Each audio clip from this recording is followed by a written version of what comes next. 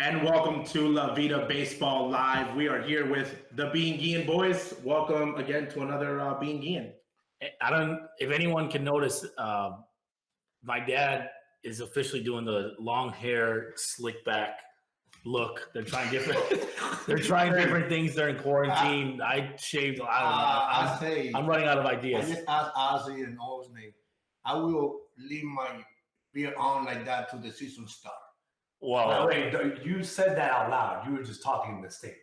No, I will do it. But you were just talking like in general. Nobody was paying attention. And that's also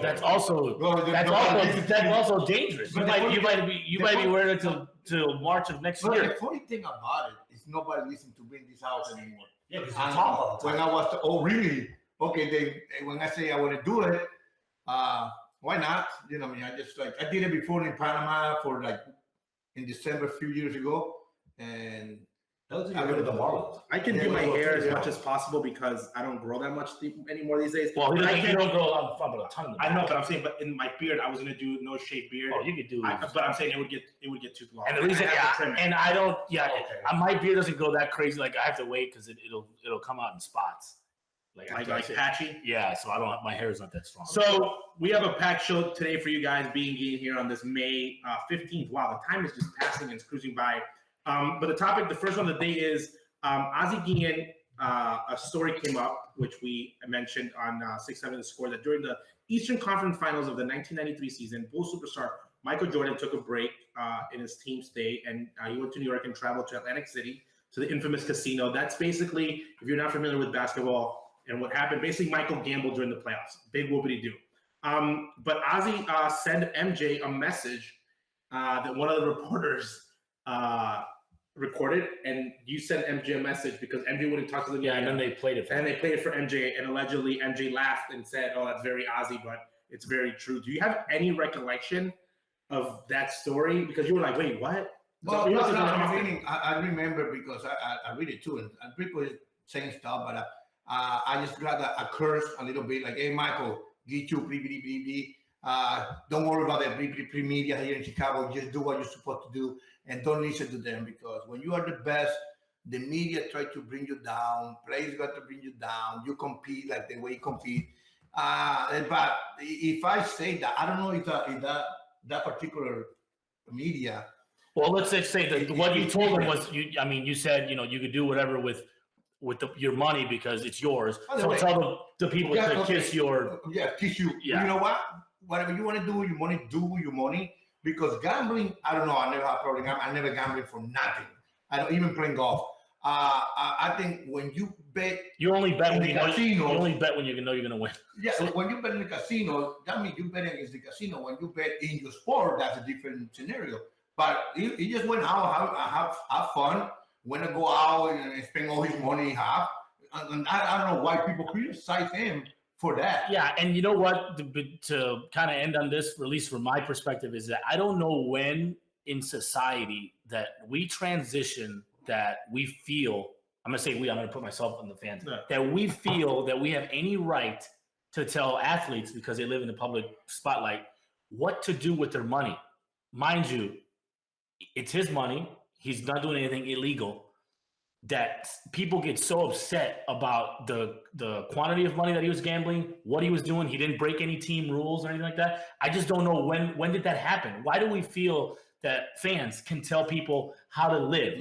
Or you like bullfighting, or you like Call of Duty and someone else doesn't like it. Why do we feel that we can imply that on athletes just because they make money? I don't ever understood that. A big thing that in baseball and sports is competition. When you compete, how do people on Sunday? Why is football so popular? It's not because of the product. It's because most people on Sunday gamble. They gamble a lot. And then double up on Monday. NCAA football, why is it so big? Because people gamble. Fantasy baseball. Why are we putting so much against Michael for doing what everybody else did on his games? Mind you, he's not even betting on his sport. If he was betting on the games, or he's betting on points, even on horse shaving, no, but it's even like that. Even just betting on a game or something. Guys playing craps or whatever. This guy's going to a casino, a local establishment, has enough money to pay for that. If he spends it, it's his problem. If he doesn't spend it, it's his problem. If he was broke, nobody's going to give him money. So at the end of the day, it's Michael's problem. I think every time somebody does this and they don't agree with people's hobbies. I like Charles Barkley. when they ask him the same question, say, my kids, they went to school, they got fit, that's my money, I do whatever they want, and he make people go on yourself. And it's pretty sure, you know, if my family find the only people I think he said told me anything about gambling, drugs, everything, or alcohol, whatever, it's got to be my wife and my kids and my grandkids. Besides that, if I don't kill anyone, I don't rob people, or I don't do anything wrong to another people, I can, you know, like drinking and driving, that's not good. But in the meanwhile, you want to spend your money the way you want to do it. Like, I cannot say I love bullfight in the country. And Ozzie told me a long time ago, well, you remember when you told me, said, Dad, you know, don't touch that subject because people are sensitive in the States, and I understand that. But I say the only way people don't like bullfight in the States besides killing the animal is just because they cannot gamble.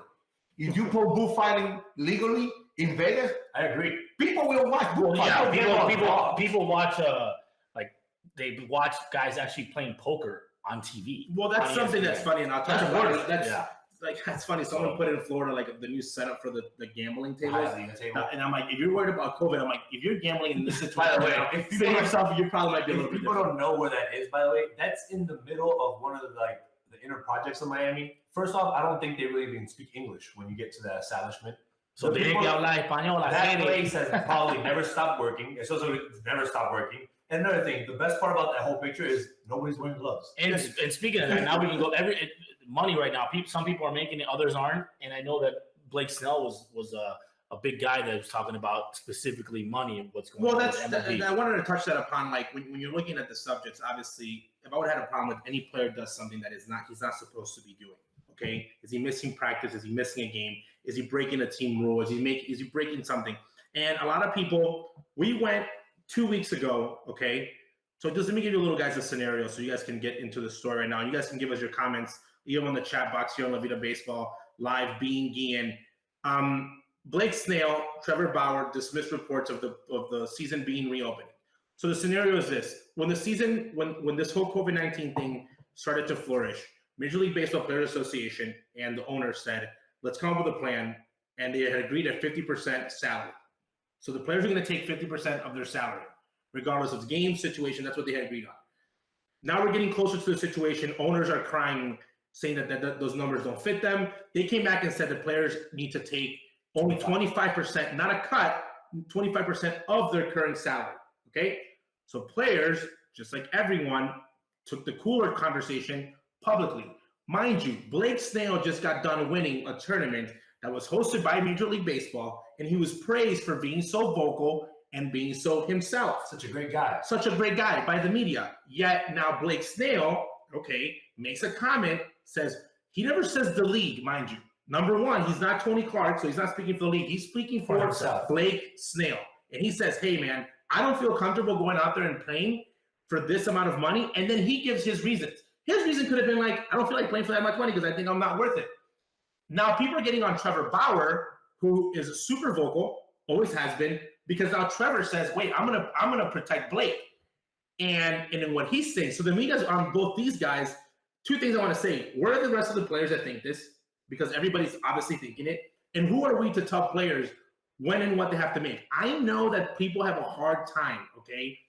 And they have this conversation of saying, these guys are Major League Baseball players. They could pay millions of dollars. Yes. And if you had that talent, we would pay for you to make that much money, but you don't. We all play in men's baseball leagues, okay? We play a 33-game season. No one's paying us to come watch us. We pay someone to play. Major League Baseball is at a level. Sports is at a level. Professional sport is at a high level that we decide to pay these gentlemen. In the United States. In the United States. Here's the thing when it comes to this.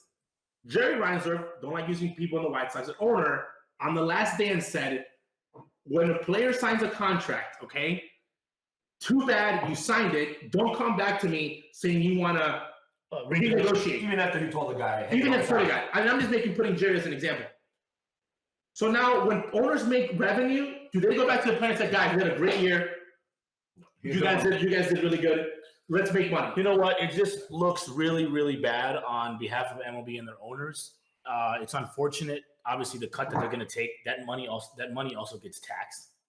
Yes. They don't want to make any money, man. They want them to take it 25. That 25 gets taxed. So think about that. for a minute. Obviously, it's not a big deal for guys that make 25, 30. That's a If you're making $1 million, that's which is 42% of the league, you're going down from making $1 million, $1.2 million, to making around 170. And the people cry about it. The media can only make 20 grand a year, or the people not making money. Well, too bad you're not playing baseball or you're not doing the sport.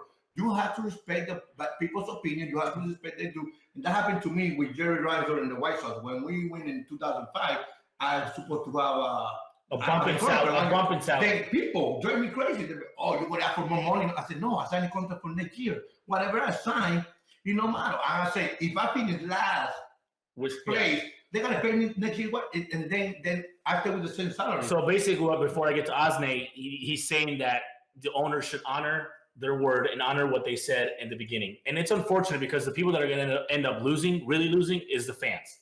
Because we're not going to get anything on TV. Players aren't going to make money, but they are risking their lives and they're risking injury, which I love that he brought that up. Like every time I get more injured than life. I think I go out there, I could get hurt. I'm affecting my ability for next year. So Rob Manfred is very, very confident.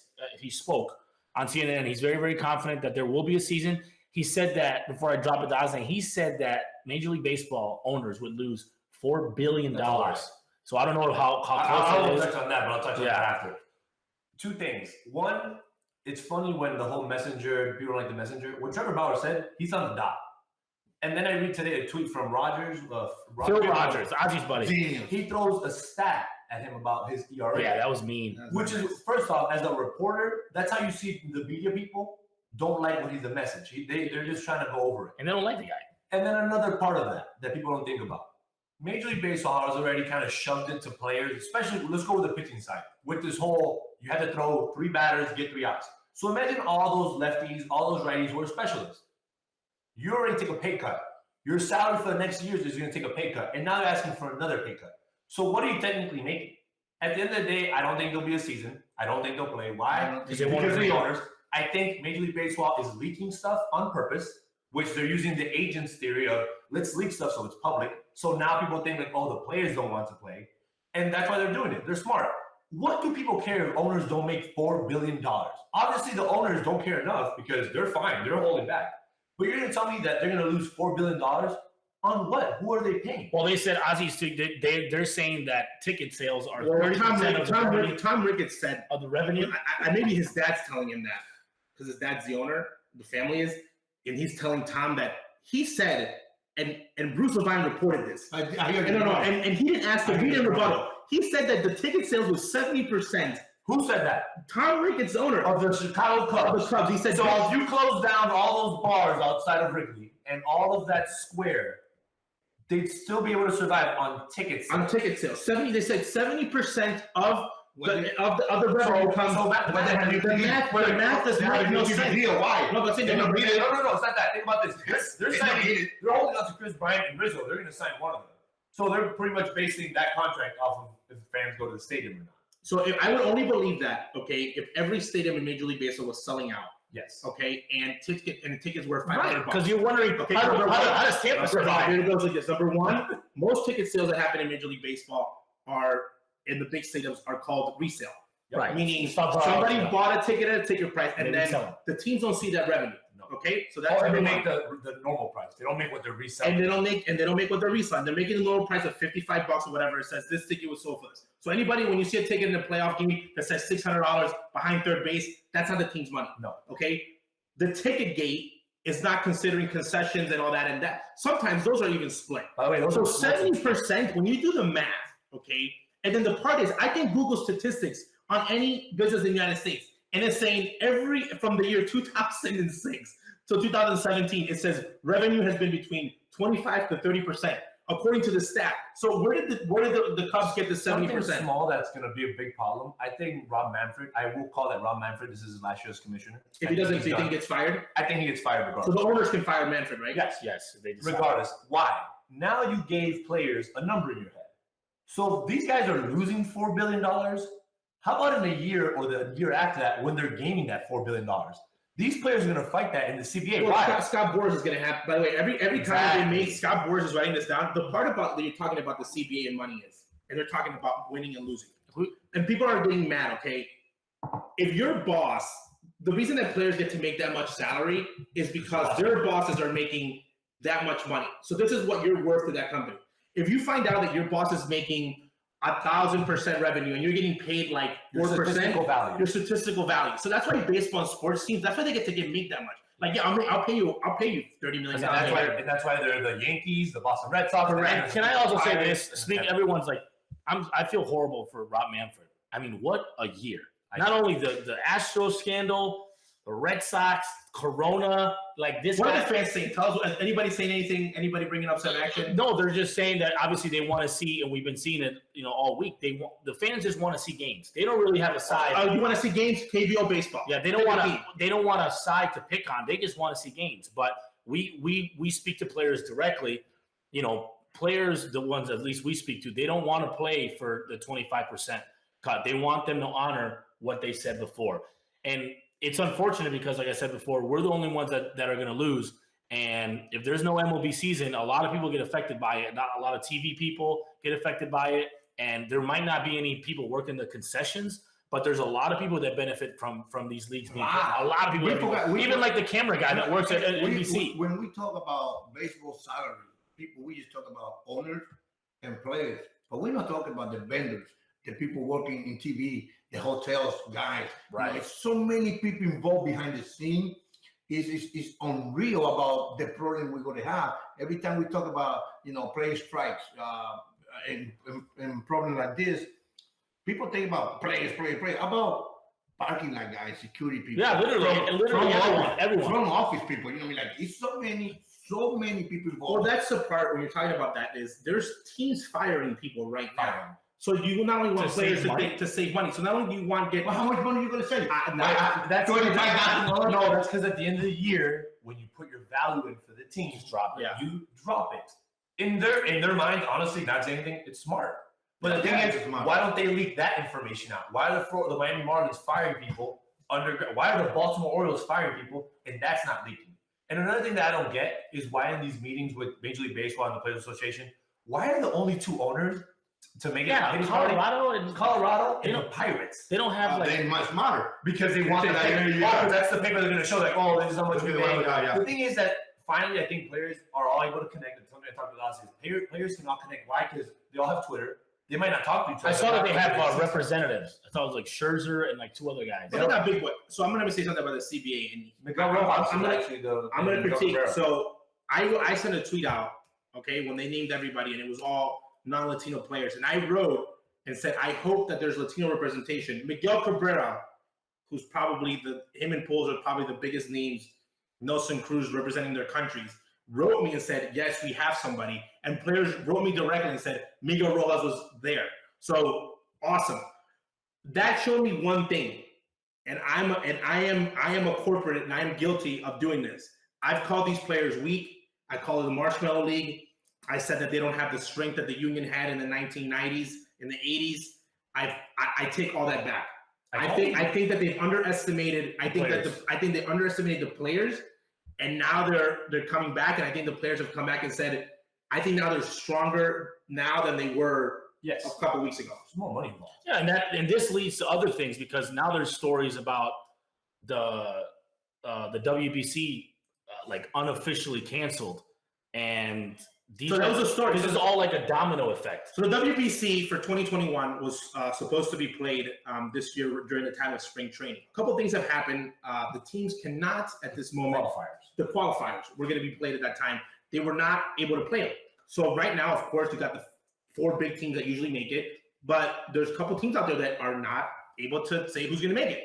So there's been rumors. A couple people at ESPN Deportes, a couple people on the English side have written it about that the WBC has been canceled. Real quickly on my end, on what my take is, I'm sad because a lot of players were pumped. I'm sad because the WBC is like the Olympics. It's all based on timing. Now you get to see, will Nelson Cruz be in the WBC in 4 years with Dominican Republic? No chance. Will Miguel Cabrera be in the WBC? And even if they are, they're not going to be the same type of player that they were at that given moment. So you see guys kind of missing out on the WBC. Buster Posey for the United States, at that point, like, does he keep the streak going of being in the WBC? It just starts. So that's the part that's sad because, yes, we're going to get a new crop of players, but now we're not going to see that young core or that guy that you were waiting for to see at that given moment. And I really feel like that was going to be a huge thing for baseball because it was going to create a lot of excitement and pump a lot of juice. So not a good time for baseball to cancel the WBC. No, and I thought it was something. I don't know why. I don't know if they jumped the gun. I thought it was something that they could that it would make fans look forward to and really emphasize, because the WBC, I don't care what you say, has grown a lot. It has grown a lot. Players love it. You see guys on Instagram talking about it.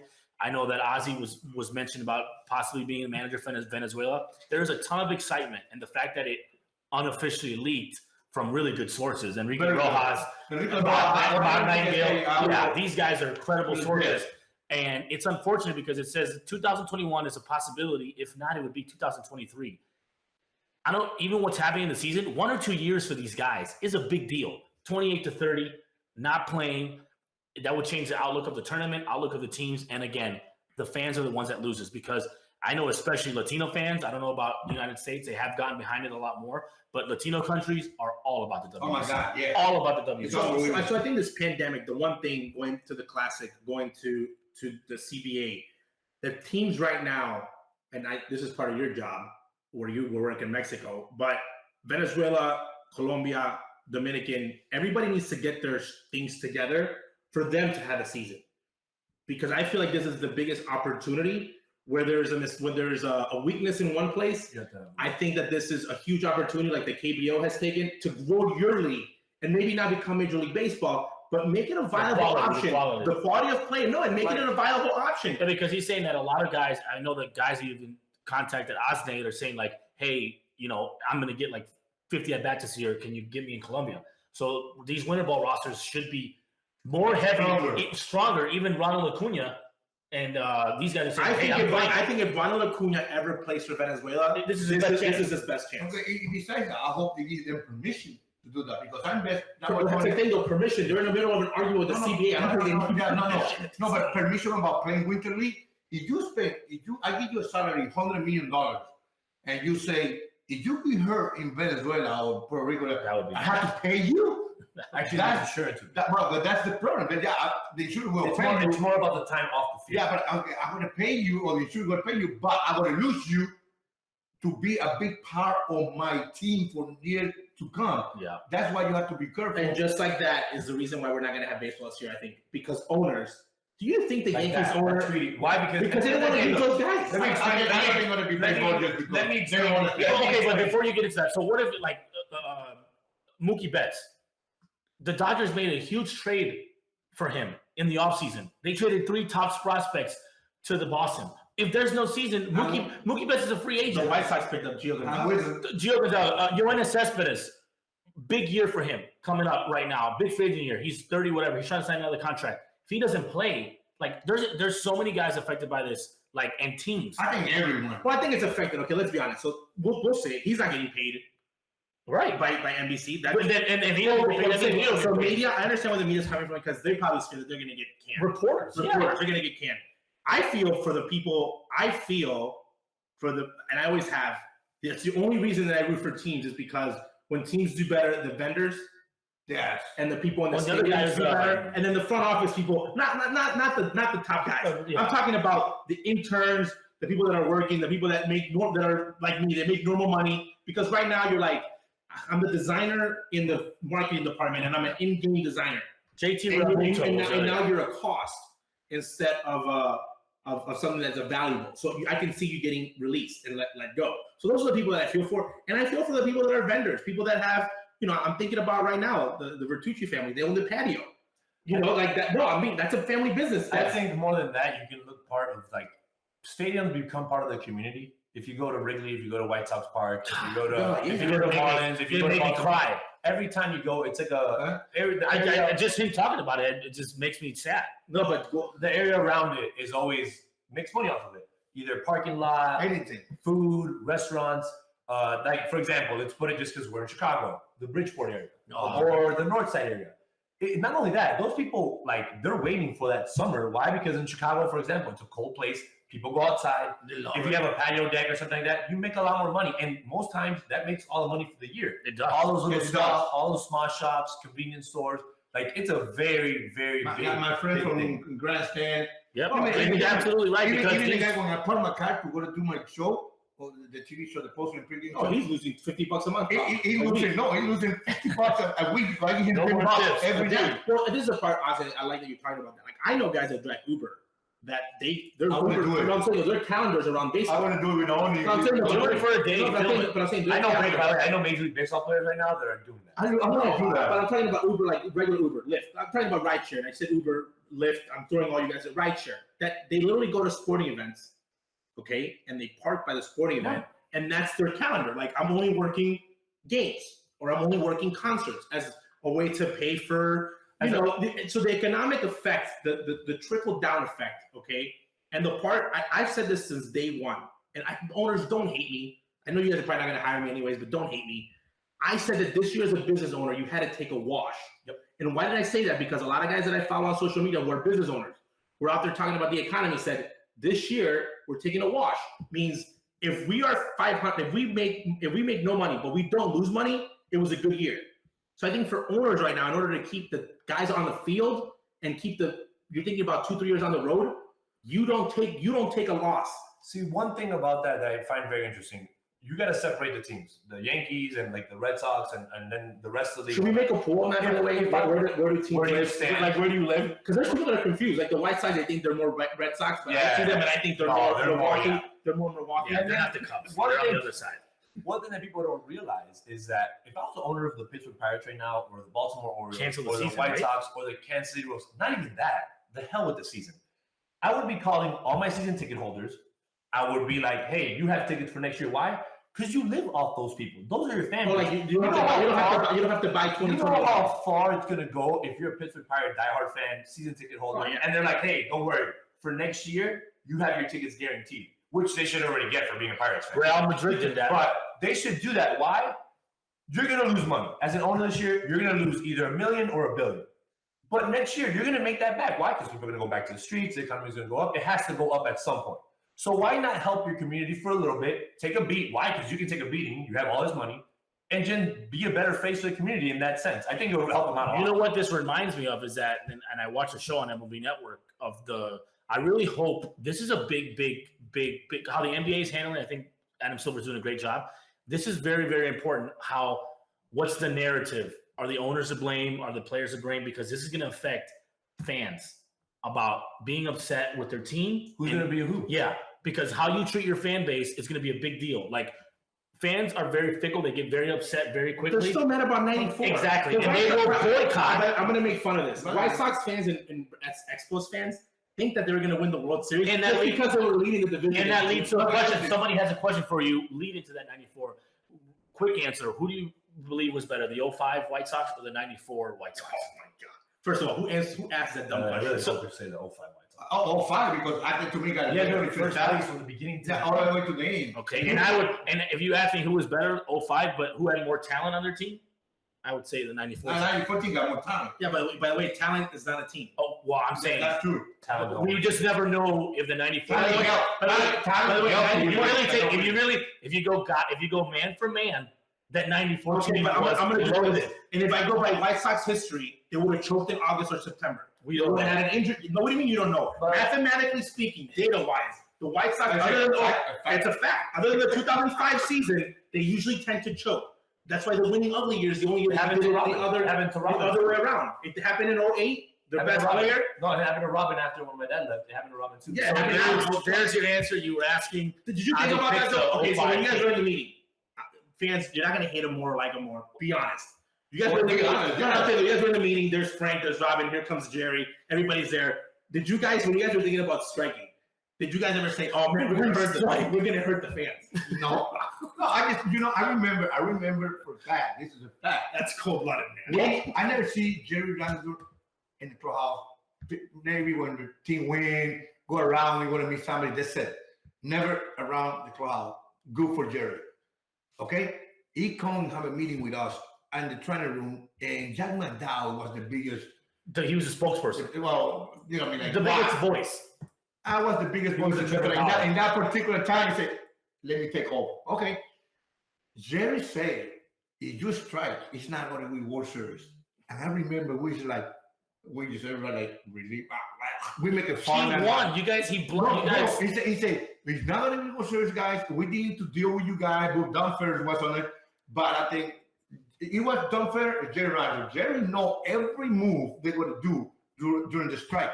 And he told right in our face, in Hermes' office, in Hermes' training room, said, if this happens, we're not going to have a World Series. We're not playing. Bingo. We thought it was kidding. They thought it was a poker face. He won an NBA title. Him, Michael Jordan. Jerry called their bluff. The owners want, and they see what happens. Lockout. That's what we don't want. We want there to be some kind of. There's a lockout, which is possible. This is a really bad time to lock out because baseball. It got some I'm saying it's growing, and it got some like little wheels going. But basketball, the NFL is a different monster now. You don't want to go into a lockout, especially knowing that we can get like KBO league here. Hold on, KBO getting other leagues to come in and take your revenue. That's not a good thing. I said it the first day or the second time I was ever working with you guys about Japan, how good the league is. The United States, Major League Baseball is lucky that Japanese baseball is not on TV instead of the KBO. Because if the KBO is making this much of a push, Japan is a bigger push. And another thing is, fans are going to see how the game works. Hey, they have netting all around. Hey, fans are interacting first inning to the ninth inning. Oh, God, yeah. One thing I wish people could see, and it's too bad, is the KBO, the fans, how interact, like how much they're into it from the first to ninth, so the United States can see. And another thing is, why would the ESPN give the KBO league a whole year contract if they didn't think Major League Baseball was going to play? Be worth it because I got people coming. But if you think Major League Baseball is coming back, I think there's people up top talking like ESPN was like, hey man, baseball players aren't going to play. And that's why they gave the KBO a full year contract. If not, they would have gone month to month. Yeah, I completely agree. So switching gears real quick because we want to make this show as fun as possible. So there's a rapper that that Ozzie's not a huge fan of. Trey Tekashi, by the way, could be the best name ever for any future fantasy baseball teams out there. So Tekashi 6ix9ine, if you don't know, Google him. If you don't know who Tekashi 6ix9ine is, you live in imagine the Instagram live broadcast. And so the reason that he is relevant to what we're talking about is Tekashi 6ix9ine, again, he gets caught for drug trafficking. You can Google the case, okay? But the main story is this over the top talking about snitches and people that are whistleblowers. And in the time of like where the word snitches, Omerta, like you're in the street, you're like, you're a snitch. So we have Mike Fires. So we got Mike Fires. Okay, wait, time out. We are not going to compare and give Mike Fires a scapegoat. No, we're not giving a scapegoat. So him, hold on. I'm just talking about people, how they're relevant. Whistleblowers. So we got people here like me talking about like that, those numbers are wrong. We got people like Blake Snell. Baseball right now is that omerta of like, oh, you can't go talk about. Right now, no one believes in it. Like in wrestling, there was a time I was watching K-Fed. Don't break K-Fed. Don't break K-Fed. I really believe that in this world today, this whole thing of like this don't snitch mentality, it's fake. It's not true. So Tekashi 6ix9ine basically says, breaks this curse, breaks this like bond that you have on the street, and people are like, he's never going to make it back. He's never going to bounce back. Well, he bounced back with a vengeance. He came back strong. You know, they're actually investigating to see. I don't know if it doesn't become true. It's unbelievable that they're saying that there's a way that he has an algorithm that they made those numbers. They processed those numbers. So the numbers might be processed. Exactly. So this guy figured out a way to hack Instagram and all this social media. He's a genius. It makes it even that much cooler. He goes on Instagram Live and he has 2 million people watching him. 2.1 million. Think about that. Not in total. This was at one time. So what's your favorite Tekashi song? Takashi's a Japanese. No, but he's not. Okay. So you and Tekashi, he's a Mexican descent. Yes. Daniel Hernandez. That's how amazing the Latinos are. Not only are we taking over baseball, we're also taking over the rap game. It's funny because, first of all, how many Mexicans is around the world? Billions. That Mexican people to listen to his music. No, wait a minute. Imagine if they did all the songs. If I was Mexican and I'm making a rap, if 1% of my Mexican people listen, I'm making millions of dollars. Yeah, if you're a Mexican fan, if you were Mexican, you own Chicago. Mexican, there's so many Mexican people around the world. They're amazing. But going back to 6ix9ine is that, you know, the young kids love him. He's very, very popular, and him snitching on the people, it really didn't affect him. He just offered $200,000 to a foundation to help the needy kids, and they turned him down because of his image is not what they wanted. So does credibility hurt you when you say this? Like for Mike Fears, if it would have been like a bad boy that came out, because we've seen that. Oh, look at the guy that Pete Rose said the court back. Nobody said it came up one day and nobody cared. Because you see that tweet about that guy, and that's gonna get a real job. Right? Nobody cared because Pete Rose doesn't hit home runs. Correct. But here's the part of the home run. If anybody knew I was a bad boy, wear with pride, probably one of my favorite jobs. If anybody knew who's courted and who's not courted, is Clubhouse's attendance. Okay, let me show you. Clubhouse guys know everything. They know everything. When they talk about signing, they talk about his quarterback. No, they talk about steroids. Yeah, they don't talk about quarterback. We had the era, people. We had the era. We had the era. We had the era. Can I take a theory out of I really see it. I really see a quarterback. Well, it's also cheap. Can you in Venezuela, even the guy from Montevideo, the bad boys. by the way, what's your theory? It's not a theory. It's the truth. It's what court bat does to your bat. People think that court bat makes you hit the ball farther. People, that is not true. What court bat does is make your bat lighter, so that way you produce more bat speed, and then you get the ball farther. And that is the new law. It's not a trampoline. It's not like people think like I had a court bat. No, so like, and also I did it with court bat one time. Not in big league. Jerry Narrow. Are you admitting you used to No, wait. Breaking news. You know, look at the baseball. These guys, no, wait. Oh, really? That helped me a lot. Yeah. Okay, then Gus Polidor, listen, please, give me this bat. I said, hey, you like it? I said, well, two really bad hitters. Oh, so yeah. No, yes, give me the bat with somebody else's name. I hit it. I think Brian Patrick win. That's it. Did you go deep in practice? Blue to left field. I put it back, never use it. Next time we see Gus, I say, you use the bat that gives you. I said, I ain't down there. I said, be careful. That bat is cork. I start shaking. Like I didn't say one time. First of all, I didn't know. So you know, I bunt every two at bat. I'll be bunting like, Gus, you know, if I bunt that cork bat, it's gonna be lined right to third base. But we talking, we have a dream. We talking, go for real. That's real. I said that bat don't have your name. You got Jerry Narrow's name. Well, Jerry Narrow, wherever you are. Can you imagine? I break this bat and this thing come out. Chris Sabo. If that happened, that would look terrible. That happened to her veins, got to free. I would have been mad if I'm the owner of the GM. I said, you should be banned. So this part, I can pay myself. So the part that I think about cork bats, and this is, since we've gone down this route, that I think it's embarrassing is getting caught like going like in a rehab assignment. That's happened. That's embarrassing. They're paying you. I'm not saying the player. I'm not going to say the player. You can Google the player. Okay, it's a true story. Yes. And then the Sammy one, the part that I was hurt was he got caught in the first inning versus a guy that breaks bats. Say R.I.P. Jeremy Gonzalez. Yeah, Jeremy Gonzalez. So like his ball, like he's gonna break your bat. Okay, but that I don't care what anyone says. I don't care what anyone says. Call it whatever you want. Cork bat, greenies, steroids. It's all cheating. Chris Sabo was the best. If everyone hit it and you try to run, try to grab it, if they're trying to grab the part of it, like I was like, your top five. At that point, why not stop and grab the stuff? Listen, if you're gonna cheat, don't get caught, and if you're gonna snitch like 6ix9ine.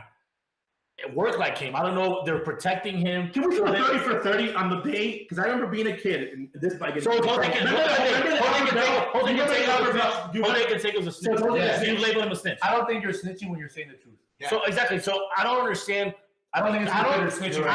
That's the thing. I don't understand why people get so caught up. He's snitching. Mike fires. Don't we want the truth as a society and sports fans?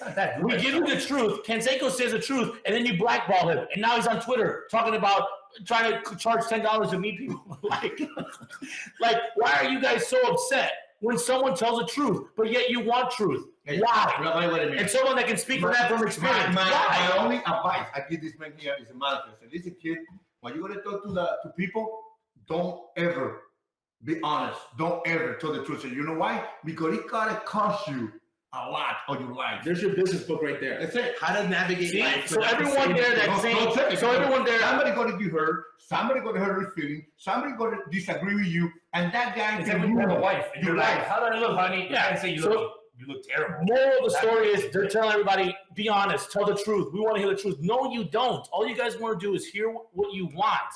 Oh, your restaurant's great. Actually, no, it sucks. You guys don't want the truth. Jose, 6ix9ine, all these things. I'm sure you went better. It went better for 6ix9ine. Oh, wow. Obviously, he because he has an algorithm. No, nobody believes to right now, people still like stuff. I say stuff about Fidel. I can say I did it, and it get to the point like, oh wait a minute, if I did it, that's my business. But I did it. That's what I say. People, when you tell the truth, you getting hurt. You can tell the truth to your wife. Like, okay, what you do this? I said, you got fined for that. You even told me. I said, exactly. So talking about that point, the reason that I have a huge issue with that about being a hypocrite and being like a snitch and whatnot, we've had sitting presidents take pictures of him. We had the former commissioner of baseball not only visiting, I'm a dinner. He watched. I don't know about the dinner because I know, but I didn't see a picture. I saw pictures and I saw a game. Like no one told me this, that he sat next to him and ate popcorn, shared a popcorn, and watched the whole game. Again, why they did it, it doesn't matter. But you did it. You shared a bond.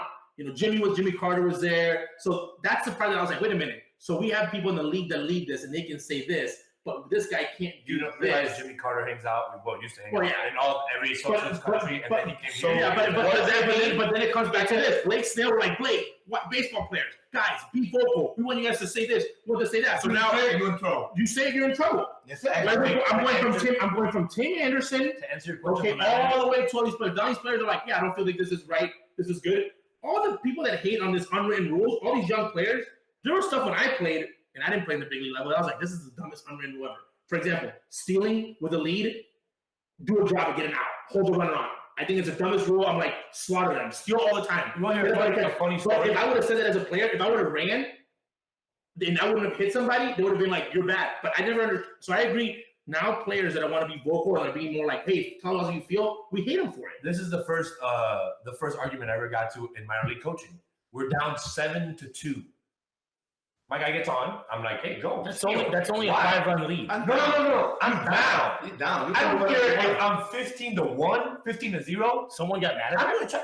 Swear to God. And the guy played professional baseball. Honestly, it's a And stat. I was looking at him. What does he get paid for? I was looking at him and I'm like, and I just shook my head. And there was a coordinator next to him, and the coordinator was like, dude, like, telling him, like, bro, you're winning. You're winning. Like, if you're up, understand, You're not allowed to steal if you're down, but I have a question. he got mad. Hey, I'll tell you the story guy later. And he was like trying to like he does steroid guy.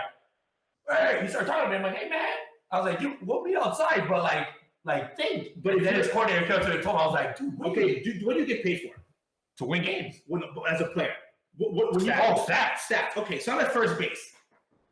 And I'm leading. And I get paid to steal bases. You at first base, I thought the first base.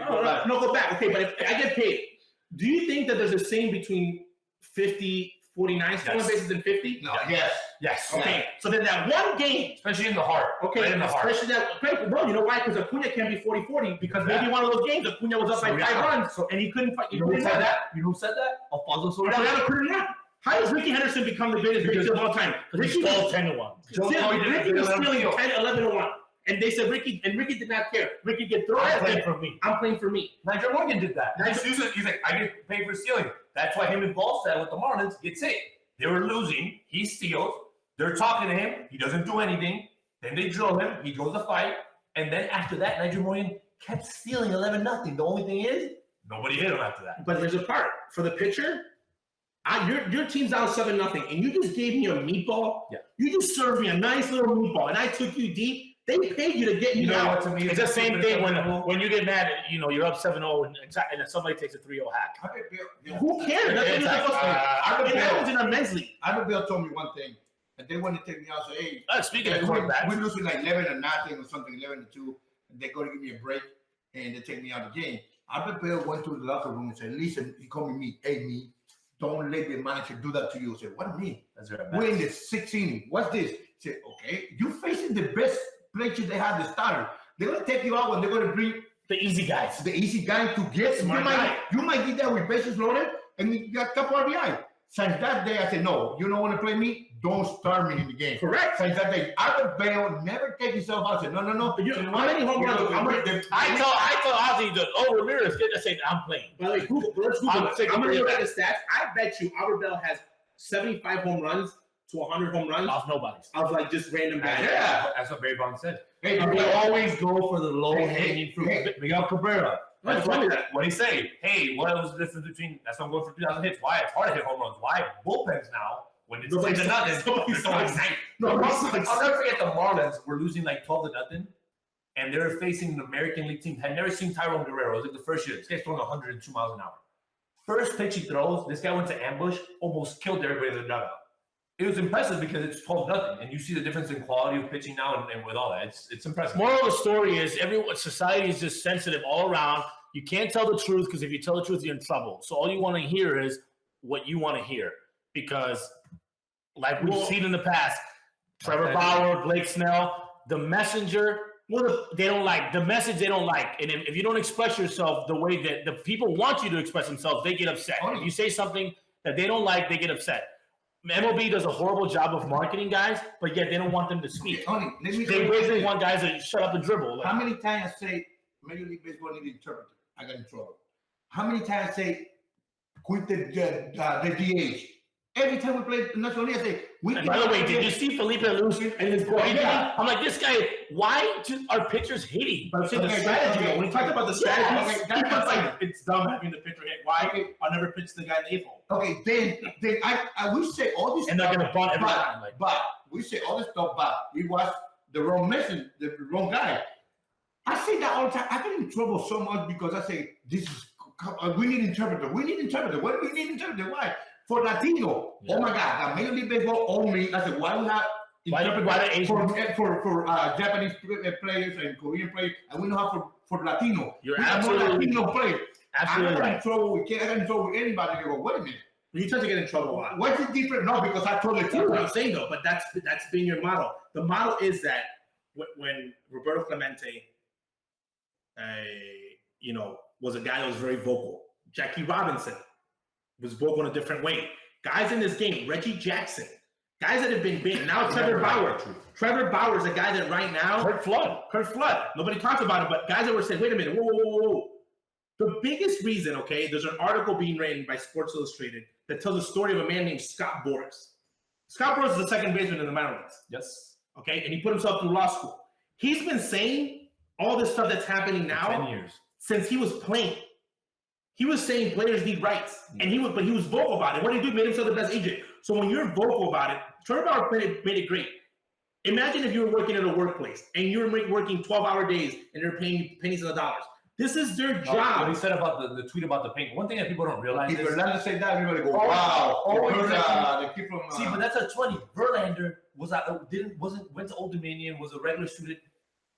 Trevor Bauer was a really smart guy. Yeah, he would be In fact, his father is a really smart guy in the regular society. So why don't we pay attention to what this guy is saying for one time? Just because he says it. Because they don't want to hear what he's saying. They don't want because with Sean, Sean always has a political agenda. Trevor doesn't. Trevor just basically wants to call out like Blake Snell. Very honest, don't care. Doolittle with his whole he has a very political agenda. And I don't agree with that because I don't think you should mix politics and sports. That's my next topic. Politics and sports. So I'm going to be honest with you guys. This is not World War I. This is not World War II. This is not September 11th. So baseball will not be bringing people back. But I'm saying this hasn't happened since. No, but I'm talking about the bond. Everyone thinks September 11th happened. Here comes George W. Bush. Everyone says, okay, we're gonna have a good. Yeah, right. It's not going to bring people back. Hi, we have a visitor. We have got people joining our show. So we have people joining our show. I want to show something real quick because the people at La Vida Baseball gave us. No, but literally everyone should just. So Adela's joining the show. Hi, Adela. Hola. Oh my! She came very active today. So the reason that Adela is on the show is because we had to show. We're going to show Ozzie, and obviously we show Ozzie, you have to show Adela. Correct. Because that's how it works. So, I mean, what do you think? Adela does not want this coronavirus in because she has all these people here with her at all times watching her and all her uncles. But listen, you're right, though, about the 9/11 thing. This isn't going to bring people together because it's not, unfortunately, it is the what it biggest is. handoff ever. So the reason that I wanted to bring them on is the people of La Vida Baseball. Tony, can you put these arms? We're awesome enough to share this awesome little onesie and he doesn't want to show you. And it's got La Vida baseball, and it's his onesie, and this is Ozzie, not Junior, because he's the first real Ozzie. So little onesie right here. So everyone's decked out in the La Vida baseball. You guys can go pick up the gear at Amazon.com. Yeah, pick up the gear at jersey, Amazon. hats, everything. And now Ozzie's decked out in it. And So- little onesie baby. He's like, what's going on? So you want to hear? Oni is wait. Did you just see Oni's face? I will not carry Ozzie until he's older because I'm terrified of dropping him. So going back and wrapping on the last 10 minutes of like the game about being honest and having there is, you have to respect, regardless of what these players, we cannot pick sides on what happens, because you cannot say this is going to bring the country together, this is going to be country divided. And already a country that's already divided as it is, we cannot get divided on the game of Yeah, and like you said, I saw your Facebook post. It is very unfortunate that baseball's not going to change this division. But if you guys have never thought about this, think about this now. Sports is something that brings people together. You're evil though. You said there's no baseball. Oh, I said it right now. If there's no MLB, there should not be any NFL. Because NFL is like religion in this country. And if we don't get MLB, the people should not get NFL. You know, it'd be very interesting watching NFL without fans. You know how hard the helmet to helmet would be? But you don't. That's The worst sport to watch live. Phone is noise.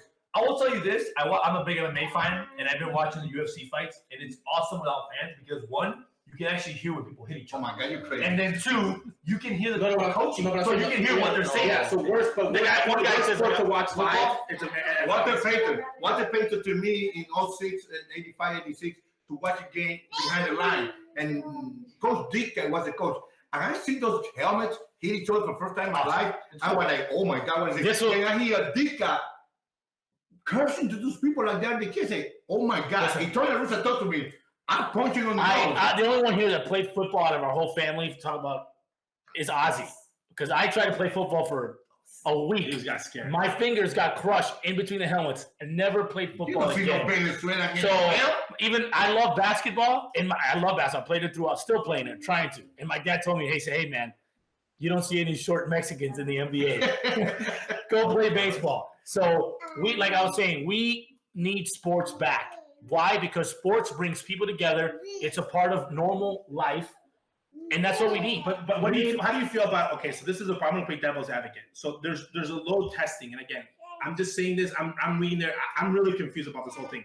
But they're saying that there's not enough testing. But then Major League Baseball's like, we're going to test guys every 2 weeks. Where are they getting these test kits from? Well, first of all, when you take away like 15 days to see you have or you're not. The first test kit that they had, they sent them to Africa and Tanzania, and animals and fruits were testing positive for COVID. So obviously the test is not. She's feeding him.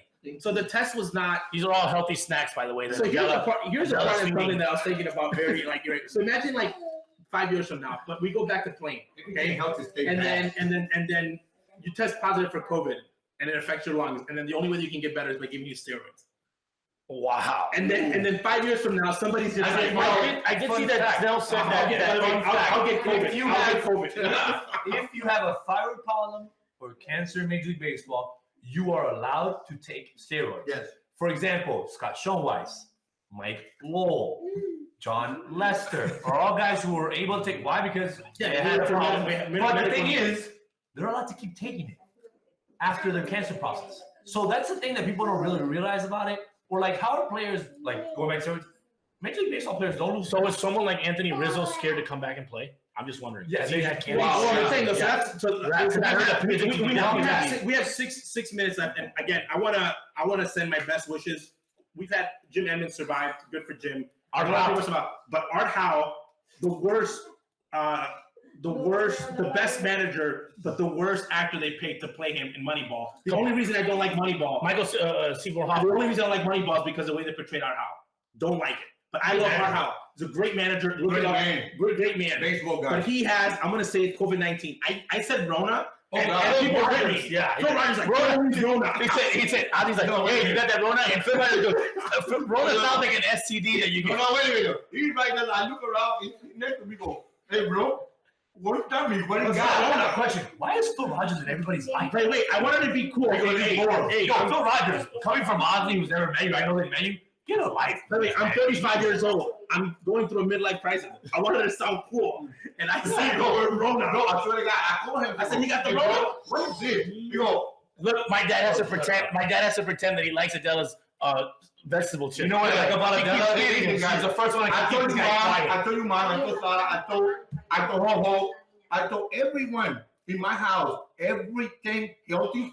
Terrible. Yeah, Hope is actually Hope is actually Natalia, Natalia, this is terrible. And you make me my baby. You're the real French fry. So Art Howe, our prayers are with you. I hope that you stay healthy. But it brings up the question we're going to talk about next week is guys that have pre-existing conditions. I do. and the leadership. Art Howe is an older gentleman who's over the age of 70. But then you guys got like guys like Trey Manzini when he gets back, guys like Anthony Rizzo that have survived cancer. They're at a higher risk. And even their families, like if your kid suffers like asthma, or pneumonia, or diabetes. So a lot of personal things. Families to take into consideration. These guys are regular human beings. Like you guys didn't know that I had a pre-existing condition. I don't talk about it. Okay, listen. One thing about Rona or Rona, what do you call it, Rona? Oh, One thing about Rona, we say here, you know why? Because Rona go around this house, he turn around and say, I ain't ready to think about this Mexican. So we found out something before we wrap up. We got 4 minutes to go here on this La Vida Baseball Being Guillén Live. So this week we discovered something amazing, okay? The Fielding Bible, a book that we read a long, long time ago that we were big fans of, owning myself and Ozzie. But we did not know that the book was dedicated. One of the writers in the book dedicated the book to the main guy. The main guy. Basically, the guy who wrote the Fielding Bible said, I dedicate this book to Ozzie Guillén, the greatest defender I've ever seen. I think it was a quote. So I thought it was really cool because this guy's an analytics guy. And The book still exists today. the book still exists today, and it comes out every year, and it gives you the fielding rating. How do you feel about like when when you get like these weird accolades, like a guy can just dedicate a book for you? Well, I think it's an honor, but I even put attention to it. I think Now we're gonna get it for you. that shows you how important defense is in any sport. If you not play defense in this sport, you're not going to win. And I think that's important to have a good defense because that creates a better team. But I want to connect you I guys. want to meet him. I want to connect you guys because I really feel like the analytics that you love is fielding, and I want to talk to him about how the shift has affected the Fielding Bible and how it's made it better. You saw his base hit yesterday? Yes, That would have not gone through. that would have not gone through with the shift. Why? Because that's where he usually goes. well, he was playing double play that. No, but you know that. No, that was a smart hitter. He's doing By the way, that fastball. He's talking about the 1998 LCS. That fastball was not in. No, I reached shot and you because hooked I it. want to go that way to make sure I know hit a double play ball. They were shifting him, that's why. That's They thought you were gonna go the other way. Yeah, no, You guys were giving him this all wow, great hit, all this stuff, and I was like, what happened in that bat? You were cheating so much. Oh, wow. I was like, Benitez was throwing hard. First of all, I was facing Benitez. What are you talking about? No, that's 98, 99. So we're talking about now that we're here in the COVID-19, the Rona world. We're like looking up Ozzie Guillén stuff. We're looking up stats. People have written us, and it's really cool to see. And Adela just lost. Adela's snacks are gone. She's about to panic. She's about to panic. She's about to lose it. So we go out there and we talk about and look at information that's been brought up about Ozzie, and that was a good one. That was a book that was written about you. The other one was that Oni shared it on his Twitter. You can check it out on his. Was you telling a player, Mike Sweeney was hitting, telling him throw at him down the middle. He's gonna swing. He's not gonna take the walk. Yeah, that was really. I've been watching the 05 rewind, and I was there, but you were very, very vocal to the players, even going to the mound, telling him, hey, don't worry about it, keep going. Like, Mike Sweeney fouled the ball off, and you literally yell at Dustin Hermanson and says, throw the ball down the plate. How did you know that? Because in the past, he's the man. He want to get the RBI. Okay. And that's why, we down by one, we up by one. Yeah. He want to get that good pitch to hit. I say, don't. And it wasn't that bad of a pitch. They say, take your body. Don't throw a cheesecake and say, you walk him. It's okay. It's okay because you got another guy behind. And that's, you don't, if you on the game is a manager, you don't need to write it. You don't need to somebody call you and say, hey, you should do that. You should know, especially when you play against your own division, you should know those moments. When I went to talk to Marte, I talked to Marte, why I started inning with Marte? Two lefties coming off there, then nobody pinch for them. I put it on, hit the first guy. I go to the mound, I gotta say, you know what I say? Hey, I don't care if they hit a home run. I don't throw them. Don't walk it, but don't hit it. Next week, if he hit the guy. By the way, there's no analytics out there for getting the gyps of not being. By the way, I like to say tight butt. I do. He actually had the least walks out of your bullpen, one, And that's the least Mike Sweeney ever walked in his career that year. Yeah, also, he had swung the first pitch like 3 times. Yeah, that's like he gonna go swing. He ain't gonna walk. He's not gonna walk you. And that's why I was remind AJ too. AJ, don't give anything go. He's swinging every pitch. You just don't. I don't see that as often as I guess back then. Well, next week we're going to talk more about like in-play situations because rewatching the games, you're very vocal. You're talking, and somebody said, "Wow, that's amazing." And I said, "Well, Ozzie knew how to do that. He doesn't have to have a book and like the marketing thing. He was just prepared for that." So we're going to talk about that again. Art Howe, best wishes to your family. Hope you recover quickly. La Vida Baseball Live, Being Guillén. Have a great weekend. We will see you guys here next week.